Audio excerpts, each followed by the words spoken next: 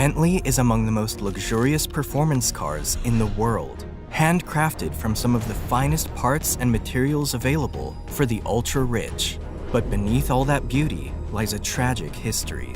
The man who founded Bentley rose his company to top glory during the 1920s, building some of the fastest, most durable and lucrative cars of his time, and even won 5 Le Mans races in the company's first 11 years of existence. But an unfortunate series of events would cause the company to come crashing down, and Bentley's founder himself would be discarded and forced to work for his arch-rival at the time, Rolls-Royce. This is the story of a man who created one of the most fascinating car companies in the world, only to lose it all.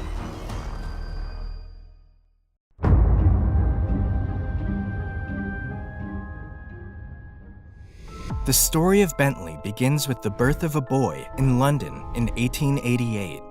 Walter Owen Bentley was the youngest of 9 children and was raised into a prosperous family thanks to his father, who made his fortune selling silk and wool. From an early age, Walter grew up differently than what his family had hoped for, and didn't particularly enjoy the idea of school. Instead, he was fascinated by anything mechanical, especially things that moved. This became clear when at the age of 9, Walter bought a second-hand bicycle and dismantled it, for the sole purpose of seeing how it worked. However, Walter's greatest love at the time was for trains and wanted nothing more than to be a train engineer. Thus, in 1904, at the age of 16, Bentley dropped out of school, left home, and went to work as an apprentice at the Great Northern Railway in Doncaster. But it was also around this time when automobiles were slowly becoming popular around the globe. But surprisingly enough, Bentley was not interested in them. In fact, he hated cars, and at one point in his career even remarked that an automobile was nothing more than a disgraceful vehicle that splashed people with mud.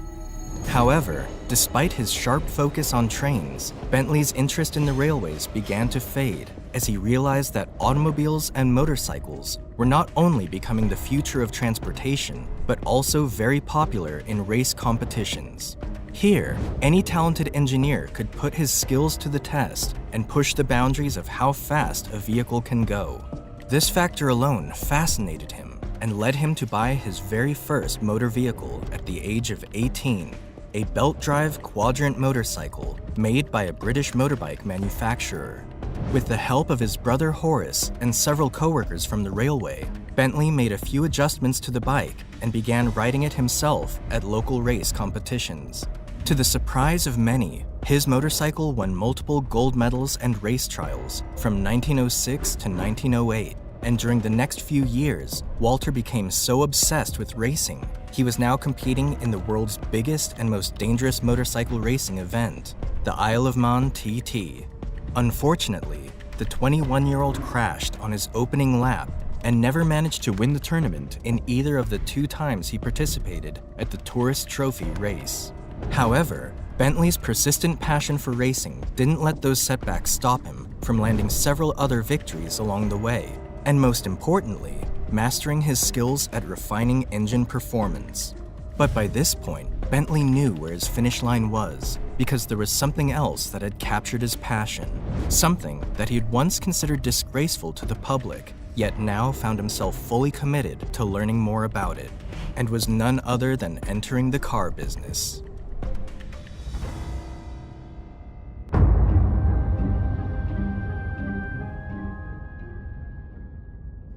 In the year 1910, and at the age of 22, Walter Bentley kickstarted his new career at the National Motor Cab Company in Hammersmith, London, where he found himself in charge of maintaining and operating hundreds of Unix London taxicabs. While the job was a little hectic at the time, Bentley became obsessed with the automobile and developed a true passion for its engine and the mechanisms behind it. But just 2 years into his job, news of his mother's death reached the young man, who rushed back home to pay his final respects, promising his employers he'd soon return to work. However, after the burial, Walter discovered his mother had left him an inheritance of 2,000 British pounds. Here, he was left with 2 choices. He could either save the money and go back to his job, or risk it all to open a car business. As you might have guessed, he went with the car business, and got a place in London where he specialized in selling automobiles from a London-based franchise known as Dorio, Flandrin, and Perron, which was a French car manufacturer. However, while these vehicles were quick and well-made, Walter didn't particularly like the way the company was being run. So he joined forces with his brother Horace to buy out the franchise, changed its name to Bentley & Bentley, and took over the showrooms in London. As a way to promote their new company, the brothers worked on improving and refining their vehicles' engines and showcasing them to several race competitions, eventually setting a 10-lap record at one of the most popular racetracks at the time, Brooklands, for a 2.0-liter car at 66.7 miles per hour. Despite its record-breaking achievement, Walter was still not impressed with the performance of his vehicles. He thought they were too heavy and reasoned that if he somehow made the cars a little lighter, then he could boost their performance even more. A few months later, the Bentley brothers traveled to France, where Walter discovered a decorative piece of alloy, which is a mixture of chemicals that includes some sort of metal. As he picked it up, he noticed how lightweight the metal was and saw that it was made from a unique silver material, aluminum. You see, at the time, most engine pistons were made of steel or cast iron, which made the vehicles much heavier. Walter figured that if he used aluminum instead, he could potentially lower the vehicle's weight by a significant degree. However, building a piston of aluminum wasn't going to be easy. As a metal, aluminum is not as strong or as heat-resistant as steel or cast iron, and would usually melt once it was fitted into a working car. Therefore, Bentley began experimenting with a mixture of other chemicals, and after much trial and error, he eventually settled on a formula of 88% aluminum and 12% copper. This experiment, just as he expected, proved to be successful and dramatically improved the vehicle's performance. The cars were not only lighter, but much faster, and this enabled Walter to set multiple speed records in 1913 and 1914, most notably breaking the record for the fastest half-mile run in Brooklands at 89.7 miles per hour. Walter's accomplishments on the racetrack brought him and his company to greater publicity and press coverage, giving them the perfect opportunity to create their own cars and build a new company. But then, disaster struck. Right before creating his dream company, the First World War broke out, and Bentley had no choice but to bring his ambitious plans to a halt. Suddenly, British engineers stopped competing against each other and began joining forces in the fight against Germany. It was then that Bentley first revealed the secret of his alloy pistons to Mr. Henry Royce, who adopted the concept of aluminum pistons and applied it to his designs for the Rolls-Royce Eagle, an aircraft engine that proved very effective for the British Air Force. Bentley, on the other hand, was asked by the government to produce a modified version of their rotary aircraft engines, in which Walter used his aluminum pistons to design the Bentley BR-1. His new aircraft engine made the British fighters more powerful and reliable than their previous versions, which were prone to overheating and seizing up during combat, and went on to become the most successful fighter aircraft engines in the war, helping the country win its battles against the Germans and the Central Powers. After the war ended, Bentley was awarded an MBE by the British Empire and received 8,000 British pounds from the Commission of Awards to Inventors, which was just the capital he needed to fulfill his dream and finally open his very own automobile company in 1919. His approach was simple. We are going to make a fast car, a good car, the best in its class. And with that, Bentley Motors was born. Hearing this story of Bentley shows how difficult it was to learn any valuable skills back then, especially car engineering. Bentley's founder had to take in years of experience and hardships to find the right information. But nowadays, you can easily learn anything online, and the best way to learn is with Brilliant.org. Why I personally love Brilliant is because it's not just online learning. It's interactive and perfect for busy people. Tough topics are simplified in bite-sized lessons. You gradually master whole topics in as little as 15 minutes a day. I've recently been exploring their Computer Science Foundation learning path, which begins at the fundamentals of computer science, working up to programming and neural networks. It was always a topic I was interested in, but learning it just seemed too intimidating. However, Brilliant has made it a low-pressure and exciting new skill for me to learn. The best thing about it is that it's fun. Interactive puzzles, riddles, and games. It's not just memorizing facts. Plus, at the same time, you learn real useful skills that you can apply to potentially level up your professional career. Right now, you'll get a 30-day free trial if you visit brilliant.org/bigcompany or click on the link in the description below now to check it out. The first 200 of you will also get 20% off from your annual premium subscription. Thanks to Brilliant for sponsoring this video. Now, back to Bentley.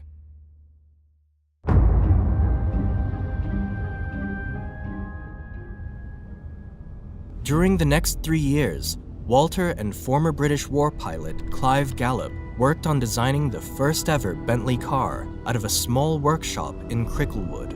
The result was the Bentley 3-liter, a super advanced vehicle for its time as the world's first production car engine with 4 valves per cylinder, dual spark plugs, and an overhead camshaft. Bentley immediately took their car to local races and hill climb events, where they quickly found success and became a huge phenomenon thanks to the vehicle's looks and performance.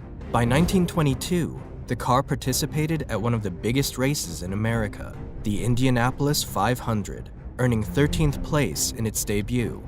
Due to the speed and durability of the Bentley 3-liter, some had suggested that Walter take his vehicle to the first 24 Hours of Le Mans in 1923, but Walter responded by saying, "I think the whole thing is crazy.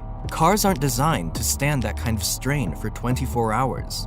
While Bentley's founder doubted the race competition, 2 of his own buyers by the names of John Duff and Frank Clement took their own Bentley car to race at the 24 Hours of Le Mans in 1923, where they finished 4th place while also setting the fastest lap of the race.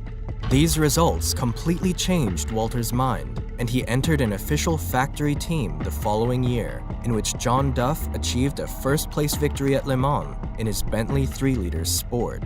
The fact that the Bentley company had gone from selling their first vehicle to winning the biggest racing platform on the planet in just 3 short years was beyond Walter's wildest imagination. But while these victories gave the Bentley brand enormous publicity, they had trouble turning their acclaim into financial success. The business of racing cars and overall high-cost production of their vehicles grew far too expensive for Walter, who desperately needed to find more capital in order for Bentley to survive.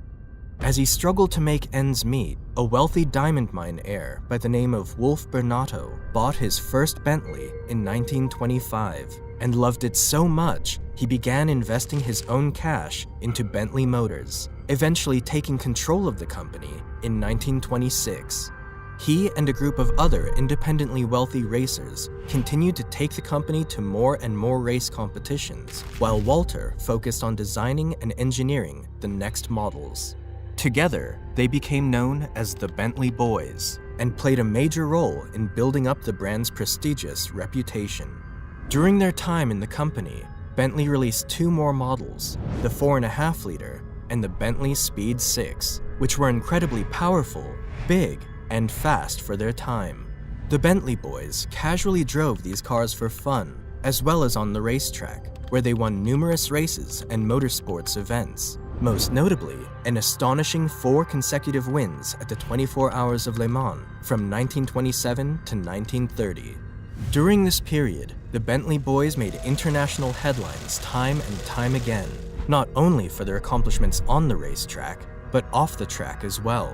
They were known for being rich playboys who lived an adventurous lifestyle. They loved to party and drink, place bets on the rising stock prices, and practically speaking, they did racing on the side. They all came from military backgrounds, so surviving the horrors of the First World War probably motivated them to enjoy life as much as they could. Their passion for life and deep love for challenges got them involved in many other ambitious and daring situations.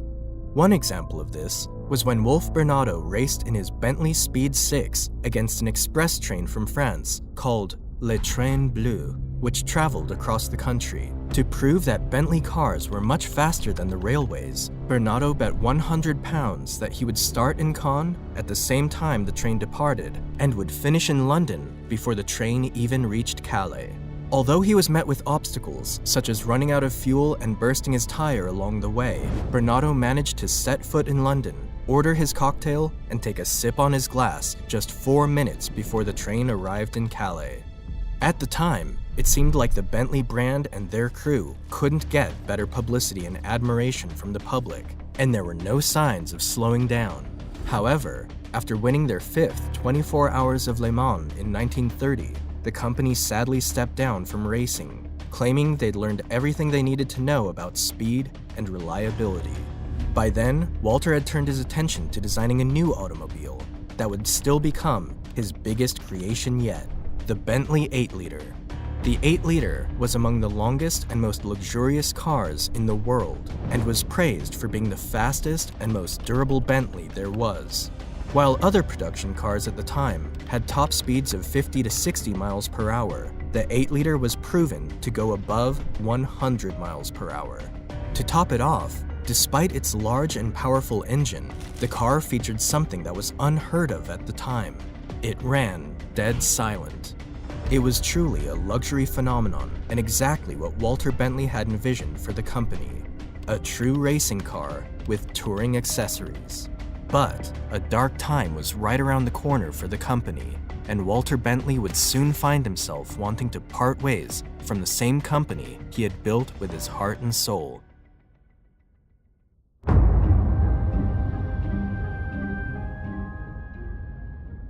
When the 8-liter was released in 1930, the timing couldn't be worse. Wall Street had recently crashed, and the Great Depression quickly followed suit, so the demand for expensive luxury vehicles drastically dwindled. Although Bentley was a massive success on the track, their cars cost too much to produce, especially their luxurious 8-liter, which ultimately became the main reason behind the company's bankruptcy in 1931. As a result, Bentley was put up for sale to the highest bidder and was quickly bought by an anonymous company. However, this anonymous company turned out to be Bentley's greatest arch-rival in disguise, Rolls-Royce, who only bought the brand as a way of killing off the competition of their own vehicles. Walter was furious and devastated after finding out, especially because he was powerless to do anything about it. Everything else that Bentley owned was sold, including Bentley's factory at Cricklewood, while operations were moved to Derby. These were the darkest times for Walter, who also went through a divorce that same year, and soon after, lost his personal transport when Rolls-Royce asked him to return his personal Bentley 8-liter.